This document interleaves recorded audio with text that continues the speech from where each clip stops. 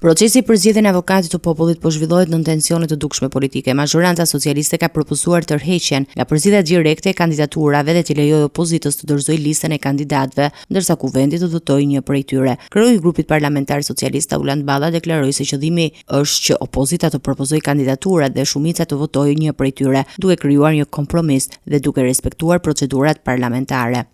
Do të vlerësojmë kandidaturat që janë mbështetur me firma nga ana e opozitës. Të shohim kandidaturat që janë propozuar nga opozita dhe më pas do të komunikojmë se cilën prej atyre kandidaturave ne do të mbështesim.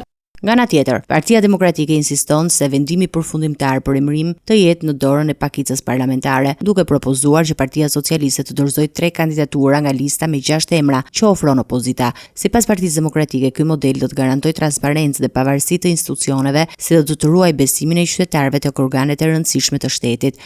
Opozita mbetet e vendosur për t'u angazhuar në procesin parlamentar të përzgjedhjes së emërimit, vetëm nëse ndërtohet një proces transparent dhe në rregulla të qarta që garanton pavarësinë e këtyre institucioneve të rëndësishme, si dhe krijon premisën e nevojshme për të ruajtur besimin e qytetarëve tek këto organe. Në konferencën për shtyp, Balla kujtoi praktikat e kaluara, ku Partia Socialiste ishte opozitë dhe propozuese e emrave, ndërsa Partia Demokratike kishte votën vendimtare. Deklarata e tij u pasua nga një letër e gazmetbardhit kreut të grupit parlamentar demokrat, drejtuar kreut të kuvendit, ku kërkohej që palët të thërriteshin në konferencën e kryetarëve për të garantuar një proces gjithëpërfshirës, ndërsa shpresat janë që avokati i popullit të zgjidhet brenda këtij viti mbetet për të parë nëse politika do të arrijë shumicën e kërkuar prej 84 votash në kuvend për emërimin final.